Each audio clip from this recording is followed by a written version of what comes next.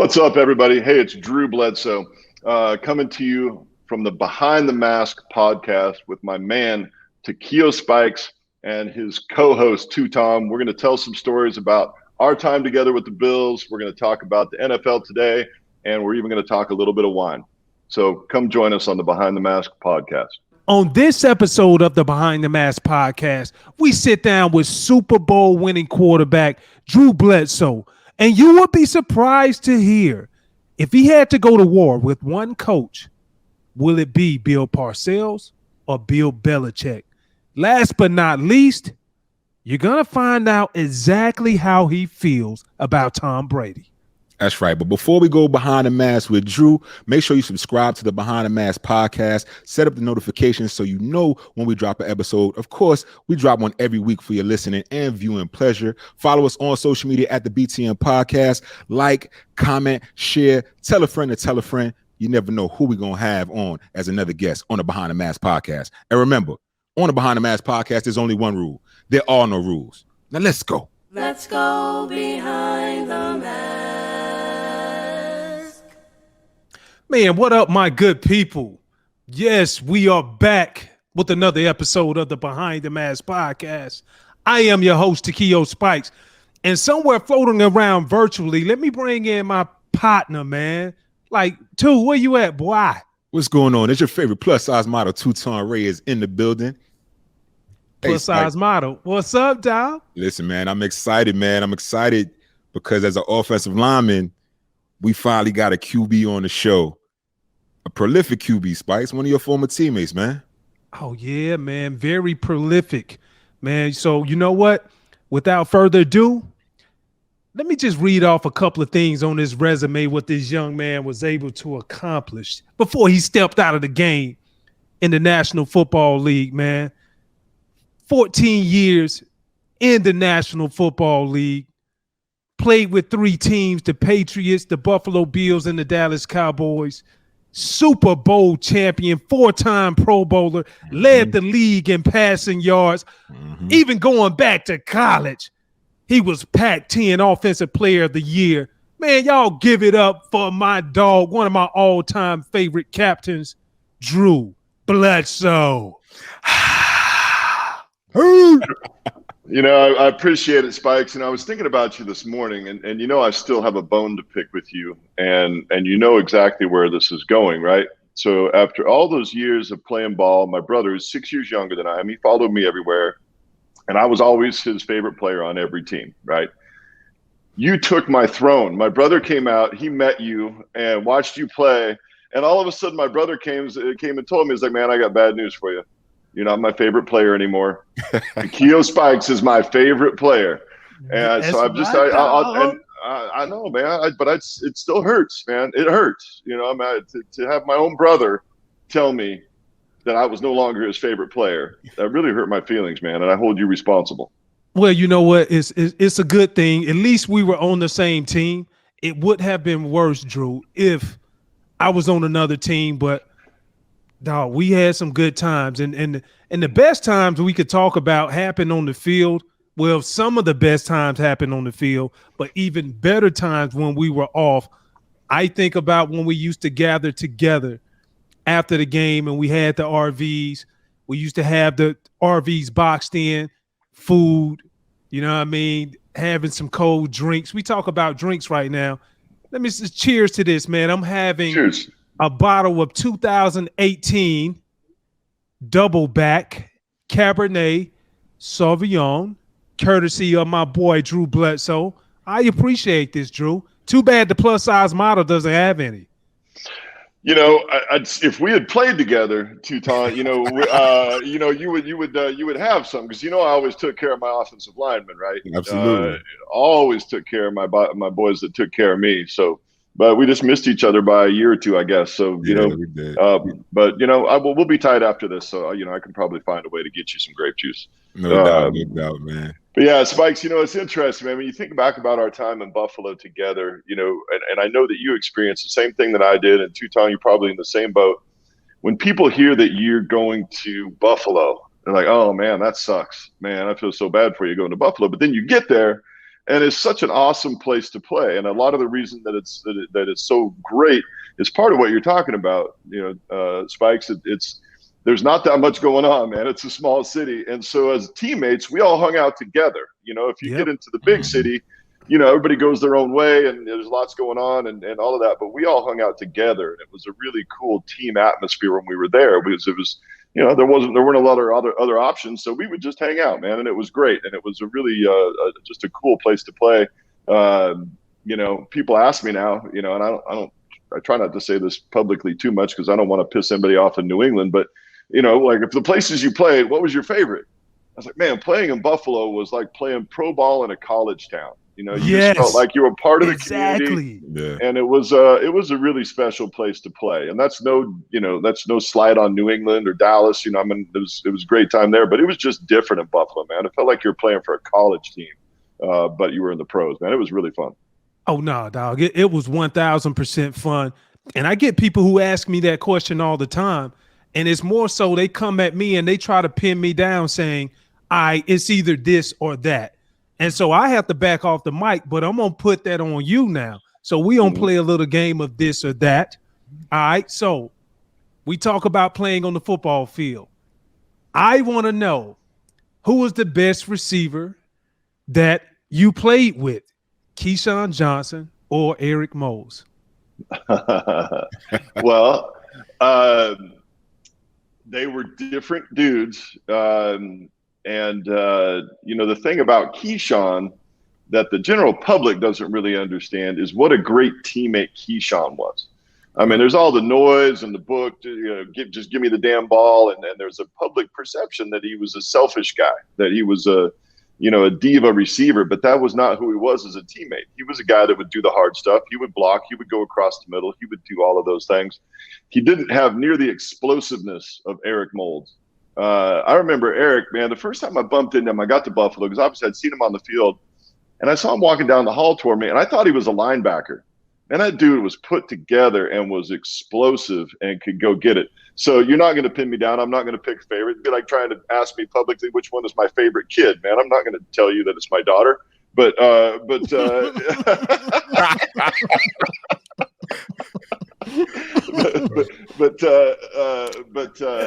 man.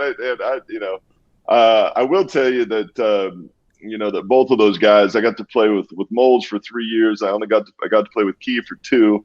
Those are guys like yourself that I wish I could have played with my entire career, and we would have had a ton of fun. Man, Moulds was so tough. We had the same agent coming out, so my rookie year, I met him at the gym. We were working out, and we started playing basketball after the workout, and this man was just dunking left and right. And I'm like, bro, you a receiver. You supposed to have a 40-something inch vertical. I can't jump. I'm an offensive lineman. I was 28 on a good day. And he was just dunking, talking trash. I'm like, it don't even count if you dunk on me. I can't jump with you, no possible way. But to your point, he was a phenomenal athlete, man. He was, man. I remember, I think it was a preseason game, and I threw Moulds a hitch, just threw it to him at 5 yards. He stiff-armed a dude and took it the distance for a touchdown. Like, man, this is easy, man. I throw the ball to this guy, and he's just going to go run people over and score. Love both of those dudes, man. Still love them both to this day. Definitely. So we still going to keep you on the spot with this or that. So you played for 2 of the most dominant professional coaches in the NFL during your time. So this or that, out of the 2 Bills, Bill Belichick or Bill Parcells? Well, I think it's hard to argue against Belichick now, man, with the unprecedented run of success that he put together.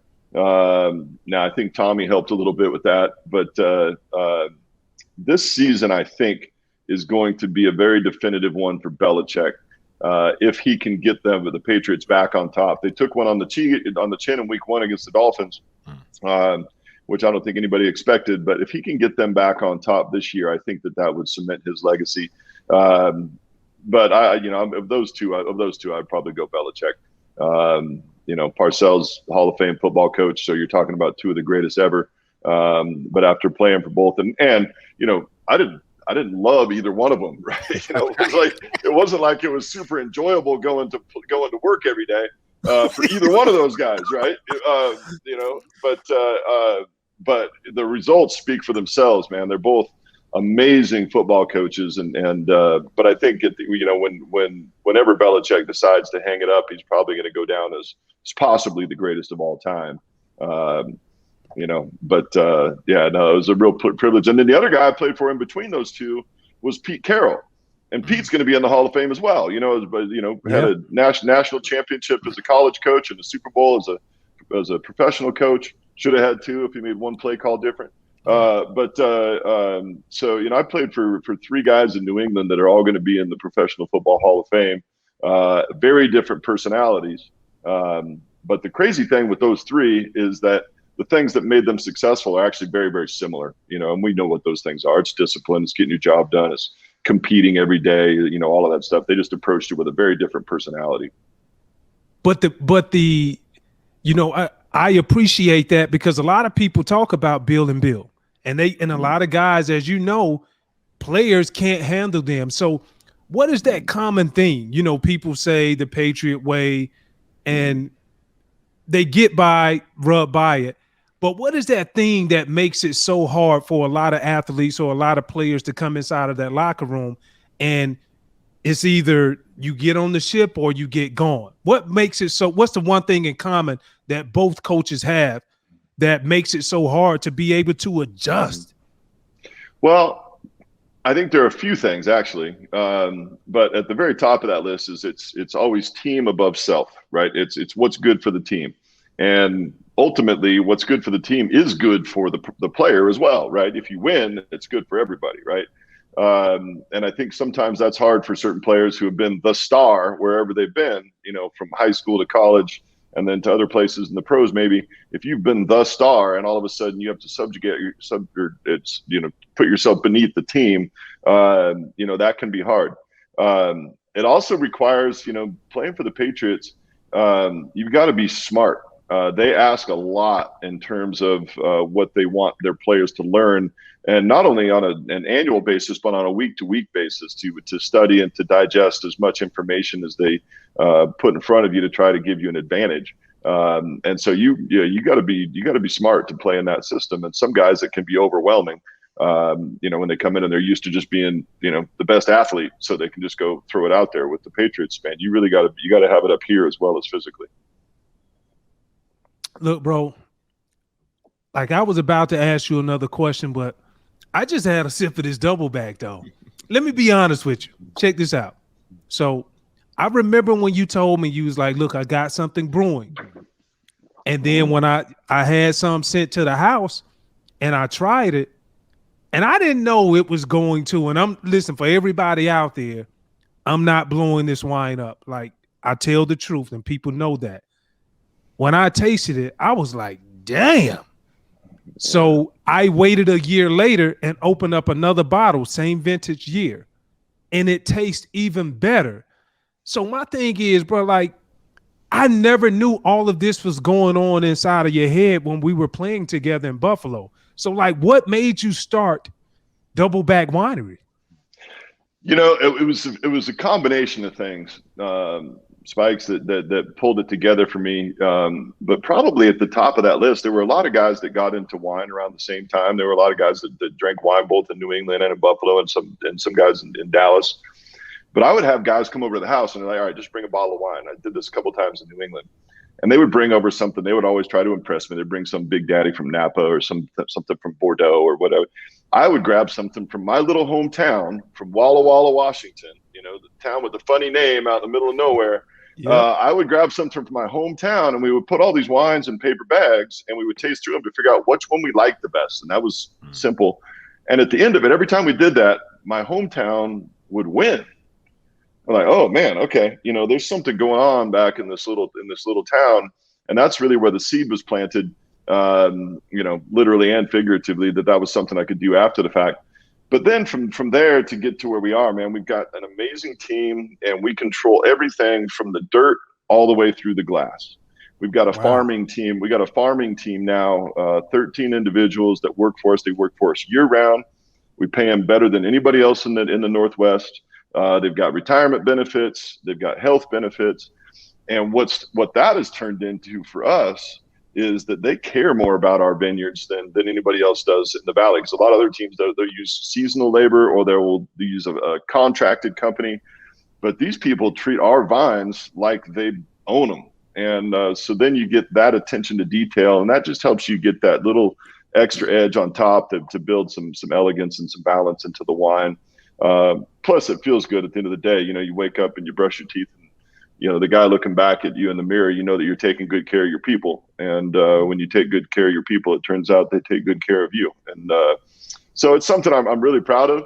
And at the end of the day, you get to sit down and enjoy it and share it with friends. And some of my favorite compliments, though, are basically what you just said from old teammates, right? So they'll get some wine, they're like, and they'll send me a side text or give me a call like, damn, man, the wine's actually good. I'm like, well, that's such a backhanded compliment, man. You thought I was getting in this to fail and make shitty wine, right? But no, man, we're really proud of it. We've got a great squad, and and I still think our best wines are ahead of us, man. We've got more vineyards being planted. We're continuing to experiment at the winery, and I think our best wines are still out in front of us, which is really, really cool.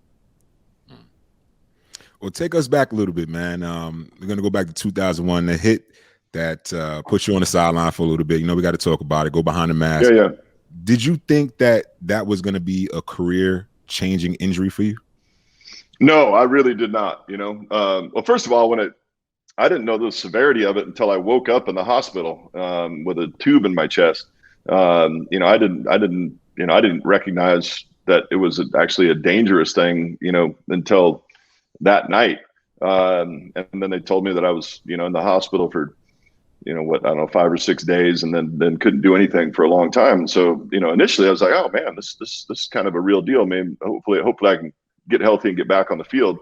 And Tommy had been there. He was on practice squad the year before. And going into that week, I think there was some discussion as to whether Damon Heward or Brady were going to be the backup for that game, right? And, and it's sort of the stuff of legend now, but I don't think anybody except Tom really saw that he was ever going to be an NFL starter, let alone become one of the greatest of all time. But the kid got out there, the team rallied around and played great early, that season. And next thing you know, man, it's this Cinderella ride, all the way to the Super Bowl and to a world championship, which was, for me, it was the very definition of bittersweet, right? It's my team and my teammates, celebrating a world championship, but the other dude is out there, playing my position, and so I was at the same, it was, now Tommy was at least nice enough to sprain his ankle in the AFC championship game. So he let me play for a little bit. But and then, you came in and did work though. You got the team to the Super Bowl. Came in and we got there. So at least I got to play for a minute.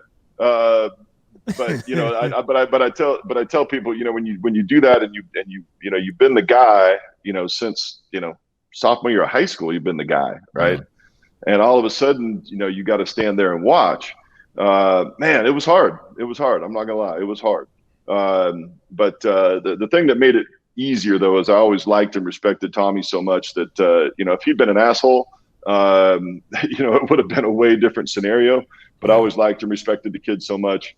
But shoot, who would have possibly predicted that this skinny little twerp, from Michigan, was going to go on to be Tom Brady, right? But I'm proud of him. Obviously when you lose your job to somebody, there's bitterness, there's resentment, there's all of those things, but ultimately he's gone on and proved it. And, and he's proven it again down in Tampa, man. The kid just seems like he's going to play forever.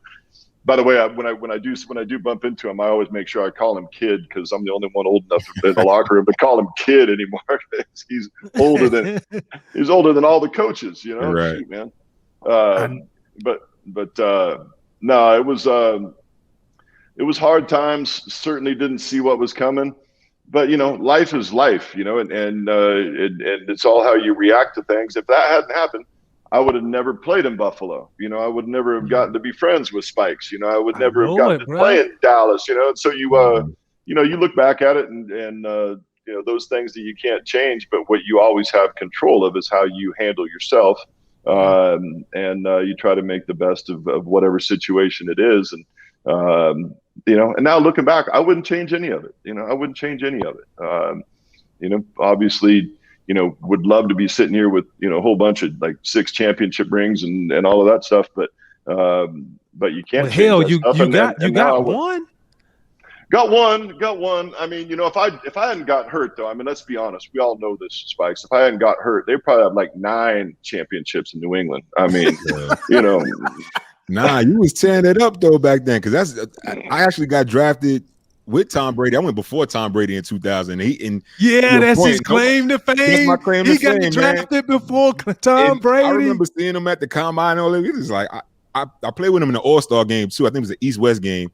And I was like, man, this kid from Michigan, he just don't know how to get rid of the ball. But but what do I know, right? He's still doing his thing, man. Yeah, what do he's still doing his thing. He's still doing his thing, and I'm proud of him because he's done it all with a lot of class, which so that makes me proud of him. And I tell him that all the time. I'm more proud of how he's done it than what he's done. And but at some point, though, I mean, let's be honest. At some point, he needs to find another hobby. I mean, man, you can't play. You can't play football until you. I mean, you got to do something else someday, Tommy. Shoot, come on, man. I know it, bro.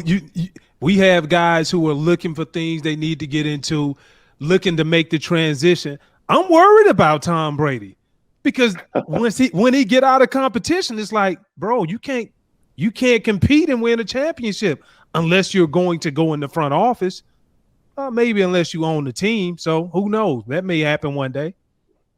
Yeah, that wouldn't surprise me. It wouldn't surprise me. It'll be interesting to see where what he ends up doing if he ever decides to stop playing. Man, he may play till he's 60. Shoot, who knows, man? It'll be interesting to see when it's been that much of your life for that long. That transition can sometimes be even harder. I think. It's not easy for any of us. When it's time to step off the field and move on with the rest of your life. But when you've gone that long, it can be even more difficult. So it'll be interesting to see what he ultimately decides to do and when he decides to pull that trigger. And when you were playing, I know you mentioned it was difficult dealing with being the starter, being the man from high school all the way to the NFL. And that animosity does kick in, because I know back when we were playing, Spikes and I were talking about it earlier, typically you don't lose your job to injury, right? So did you have any animosity to Coach Belichick or even Tom when you were going through that process? Not Tom, but hell yes with Belichick. I was like, man, look, I almost died out here on the field for you. And things are starting to look up and then things are looking pretty good. And I just remember, I was not happy. I had all kinds of thoughts, and thankfully I've got, a great wife and a great support system around me. And I spent the day after I found out that I wasn't actually going to be the guy when I was healthy. There are times like, man, screw these people. I'm done. I'm out of here. They don't get to push me around like this. But by the end of that evening, I was good. And I was like, all right, you're going to do the right thing. You're going to go back. You're going to be a good teammate. You're going to support Tom. You're going to do everything you can to try and, help this situation. And that part of it worked out. Had I tried to bring the whole thing down, that becomes all about me. And that's not what it's about. It's not about you. It's about the team. And it's about trying to do the right thing in every situation. But I'm not gonna lie to you. There were some thoughts. There were some thoughts about hey man, these people don't get to kick me around like this, man. After I almost died on the field for y'all, I don't. Yeah. And so there was some animosity there, but I'm good with it now. Time heals things, and I've bumped into Belichick a number of times now, and we're good. And he's an interesting dude, though. You get him away from a football environment, and it's like he's a different person. He showed up at a wine deal. I went back there and did a wine. That you would like him, different person? Yeah. Oh, dude. So I went back there and did this wine deal, like right after we had launched Doubleback, and he showed up with Bears with his assistant. They came over for this wine deal, and he was talking and laughing and sipping on some wine. And I'm like, wait a second. Who's this imposter? Because I know that's not Bill Belichick. He's like, I just saw him smile. I've never seen him smile before, unless he, won a world championship, and then he like right back to business after that. But when you get him off the field, he actually lightens up and he's pretty funny, engaging dude. But when he goes to work, it's all work. I remember Tommy telling me a number of years ago, I think he was like 17 years in at this point. And I asked him, I said, hey, is he lightened up at all? And he looked at me, he goes, dude, there are times when he'll walk by me in the hallway and won't say hi. Like they've been together 17 years. Damn. 17 years, the most successful coach quarterback duo of all time. And he would walk by and just ghost him in the hallway. Which was, it's just all business. When it's time to go to work, he just goes to work and there's no emotion, there's no anything involved in it. He just sort of becomes an analytical robot when he goes to work, it's allowed him to be remarkably successful, but it just, I don't know anybody else quite like that. Bro, the one thing that I appreciate about you, Drew, is, a lot of guys, they'll get out of the game, and most guys leave the game not on their own, it's not at their will. They're forced out of the game, whether you like it or not.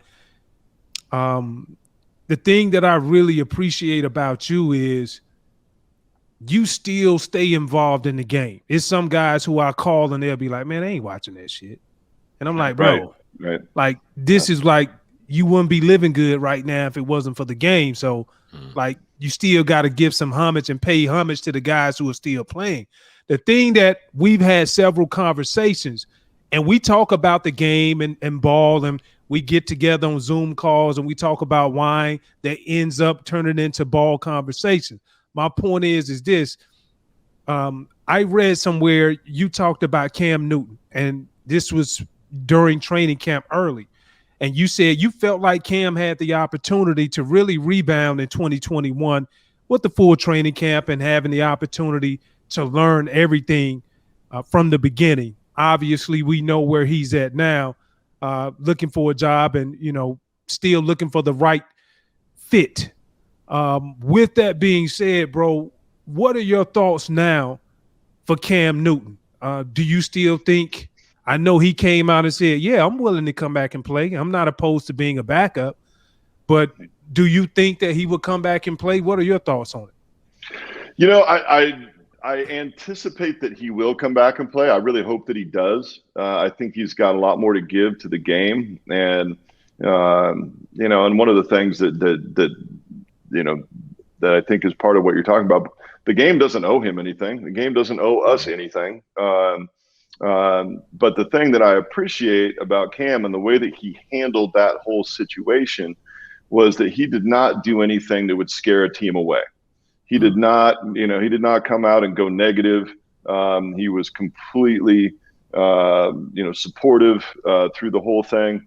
And I don't know Cam. I just know him by reputation, and I know him from what I heard about him inside the organization, about what a great teammate he was. I mean, shoot, man, he was a team captain after he'd only been there for a few minutes.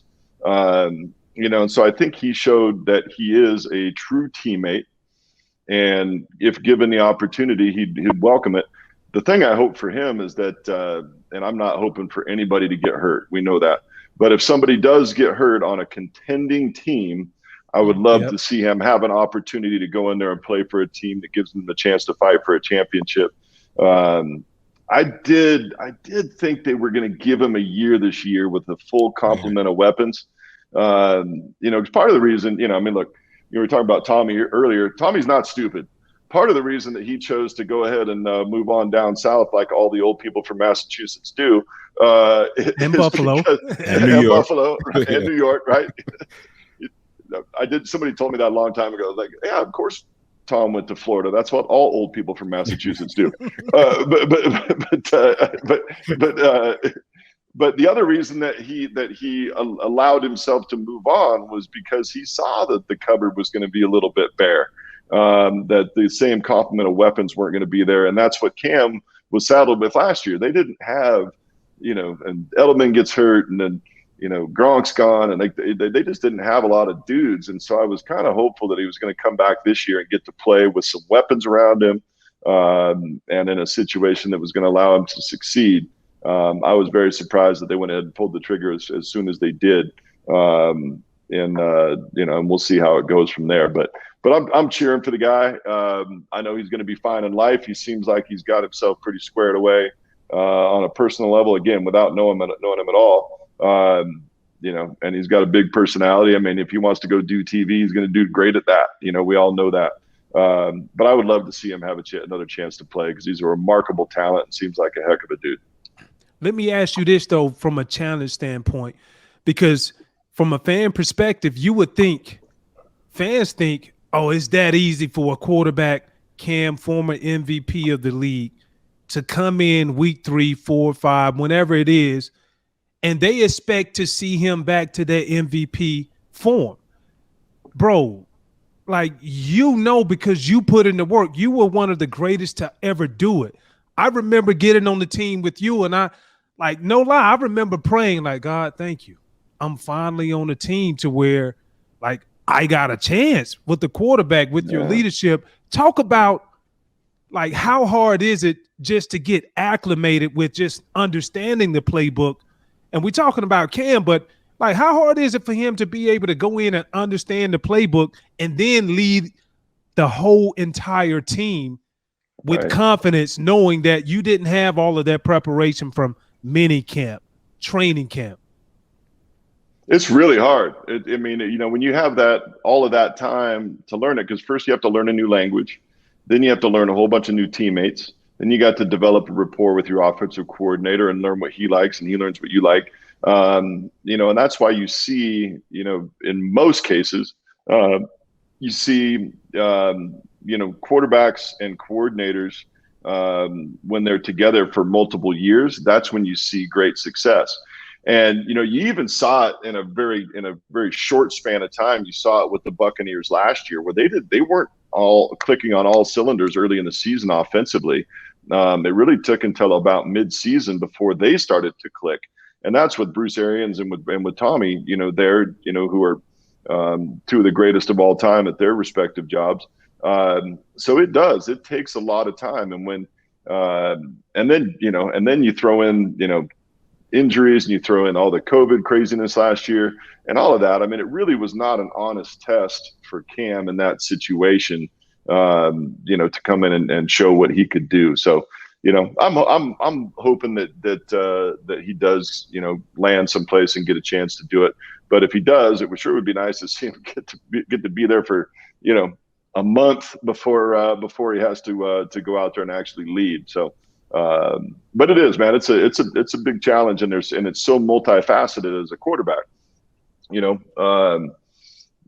you're playing linebacker, all you do is just run fast and hit people, man. And so, man, you don't even have to think, right? That's a nice way of saying you can't play for the Patriots because it requires thinking. Right. Nah, Spikes. Y'all just see ball, get ball. They don't take see ball, get ball. Yeah, man. They're just trained, just pit bulls out there. Yeah, and they see that ball. It's like a big juicy steak, and they go for it as fast as they can. That's the end reward. That's why his neck's so big. That's why his neck's so big. Well, listen, I can't win because it's 2 against 1 right now. I hate y'all right now. No, you did not want to get into an argument with offensive players, Spikes. You know that. That's been the case forever and ever. No, man, dude. That with the quarterback thing, though, it is, you have to handle the offense. You have to get to know your individual receivers and understand their body language. You got to understand protections. And then you got to understand all the personalities that you're dealing with and how to lead that team. And so it's a lot. The selfish receivers. It depends on which ones you're talking about. Every receiver is selfish. They're divas. We know that, and the honest ones will tell you that. There are a few that are somewhat selfless, but even then, if they don't get the ball for a while, they turn into little crybabies. So you got to go give them a hug and tell them you still love them, even though you didn't throw them 8 balls that game. But yeah, you got to get to know each of them. We talked about Moulds earlier, and I love Eric Moulds, but man, he needed some attention sometimes. So I would go take care of him. And I had to talk to him on the sidelines from time to time. I remember shoot, I remember the first regular season game we ever played. They were rolling coverage to him, so he was double covered. Mm-hmm. And so I was working with Peerless, and we had other weapons, and Josh Reed and Reamer's Mom, and we had some dudes. And so I went to him and said, "Hey, man, I'm going to need you. I'm going to need you. They're rolling to you, but I'm going to need you." And he's like, "Oh, whatever, man." I'm like, "No, I'm going to need you, Moulds. Let's go." Right. And sure enough, late in the game, he caught the touchdown that tied the ball game up, late in the game, and came over and gave me a hug, and we were all good again. But some of those guys, you have to understand how they're wired. And, some guys don't need to hear a word, but some guys you got to know, you got to know when to go give them a little hug. Have you ever played with the receiver that wasn't open, that felt that he wasn't open? Oh, you know what? Ben Coates, who was my tight end in New England. It was my Winter Coates. 87. Ben Winter Coates. Man, yeah, that was a man there now. Ben was great because he was not selfish. But what he would do, he would come to me, third quarter if things hadn't been going well. Somebody come over to, "All right, man, look, you tried the other guys. I appreciate it. It's not working. Come back to your boy and let's go." And I'm like, that's not selfish. That's just honest, right? So I would come back and start throwing the ball at Ben, and things would start clicking again. So he was not selfish. He was honest, and he was right. So like, all right, look, I remember Parcells told me one time we had one play that we would run in the red zone all the time. It was called 84 red. And he goes, "I don't even know why we call this play. All you're going to do is throw it to Coates." I was like, "Yeah, well, he always catches it and we always score. So, you can call me stupid if you want, but what are we talking about? Yeah. If it always works, then I'm going to do that." Everybody in the stadium knows he's going to catch it, and he still catches it and scores. Game's not that hard that way, Exactly. No doubt. So question, let me ask you this. So student of the game, prolific when you played, cannon of an arm, over 44,000 yards passing. What quarterbacks in this generation remind you of a Drew Bledsoe? Oh man, that's very kind of you. I think the guy that most emulates my game is Lamar Jackson. Like true dual threat. Come on. Hey, what Madden league you playing in? I want to jump on. It's like, I'm talking true dual threat, 4.3 speed. When I see Lamar Jackson play, I was like, that looks just like me back when I played.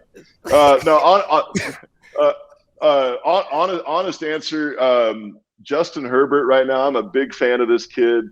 Man, he throws it nice. Now he is more athletic than I was.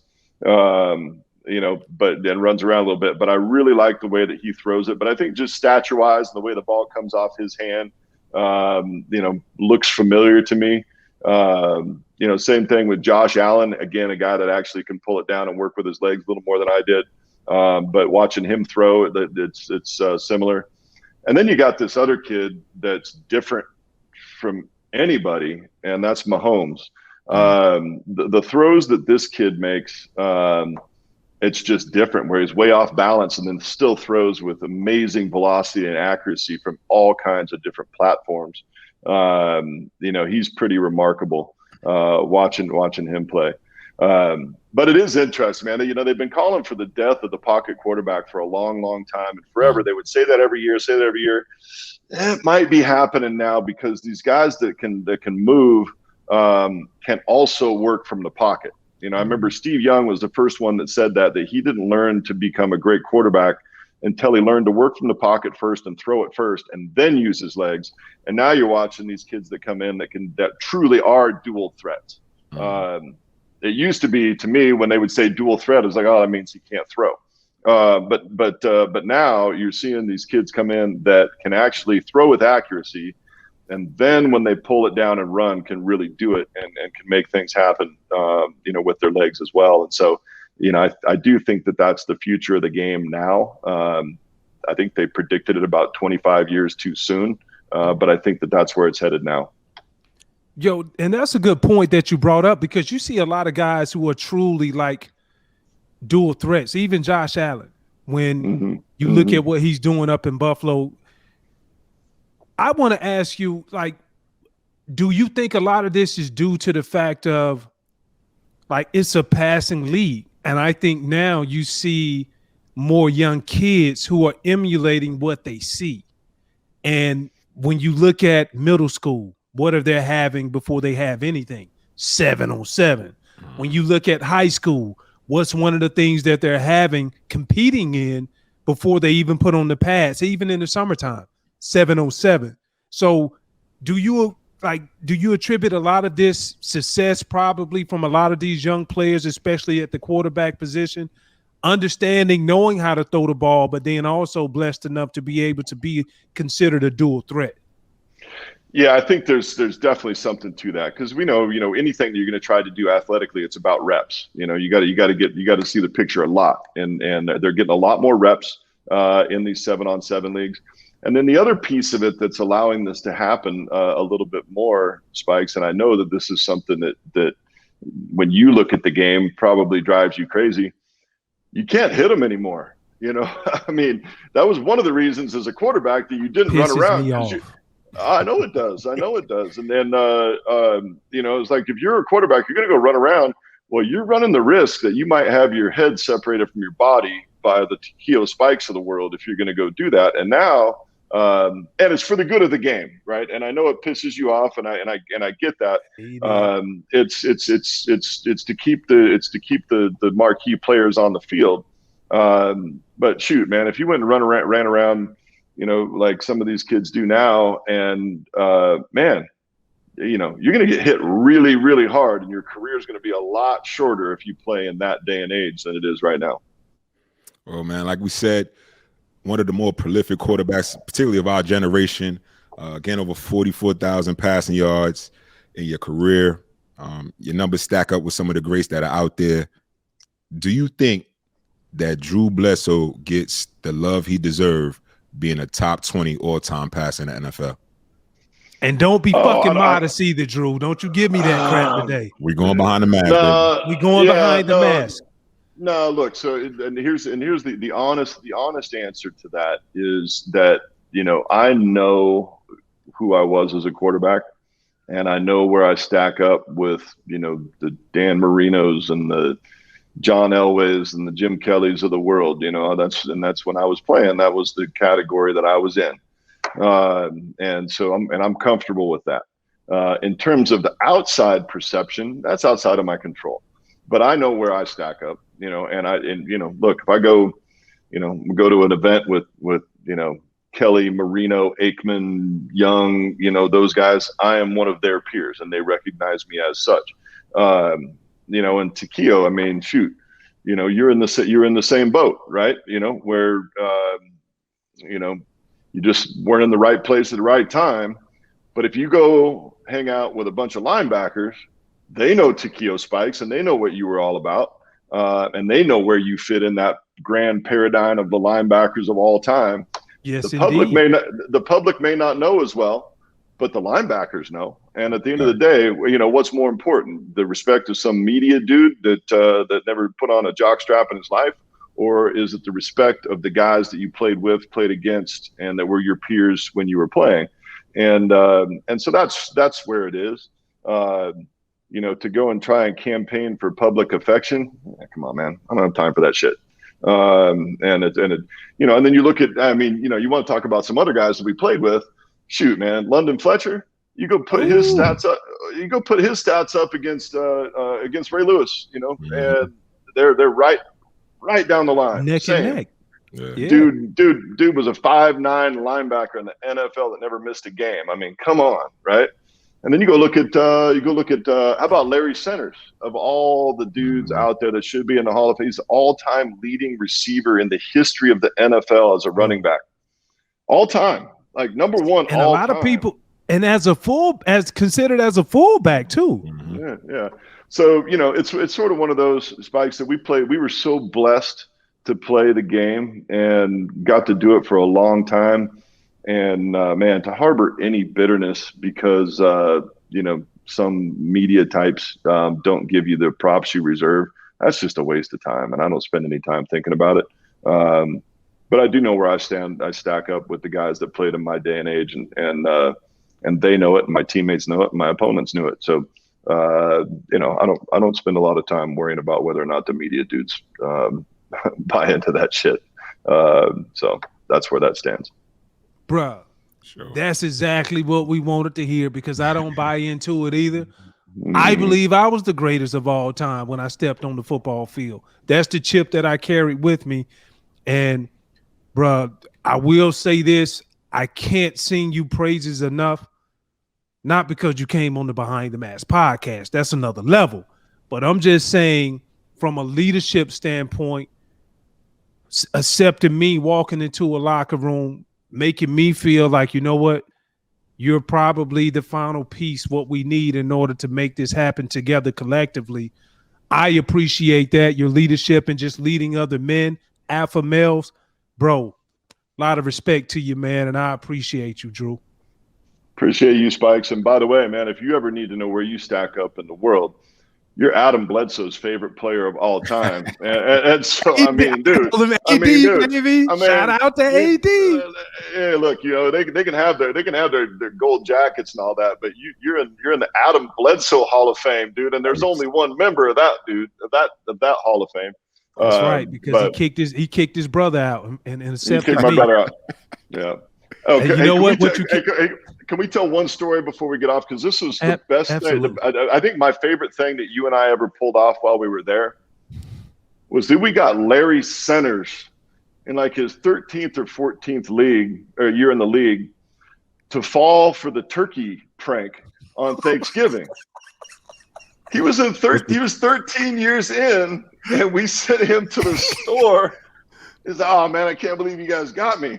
This has been going on. Like, Larry, man, this has happened every year you've been in the league. Every single year. He goes, yeah, but you guys sold it so well. I'm like, well, hey, Spikes, Knuckles, man, we're good actors. That was one of my badges of honor that we got Larry to fall for that shit. Cheers, man. That was good, bro.